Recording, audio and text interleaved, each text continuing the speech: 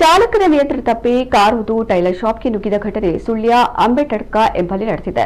Car ನುಗ್ಗಿದ ರಭಸಕ್ಕೆ tailoring mission, ಬಟ್ಟೆಗಳು ಮತ್ತು ಇತರ ಸೊತ್ತುಗಳಿಗೆ ಅಪಾರ ಹಾನಿಯಾಗಿದೆ. ಮಧ್ಯಾಹ್ನದ ವೇಳೆ ಆಗಿದ್ದರಿಂದ ಅಂಗಡಿಯ ಮಾಲಕಿ ಊಟಕ್ಕಾಗಿ ಮನೆಗೆ ತೆರಳಿದ್ದರು.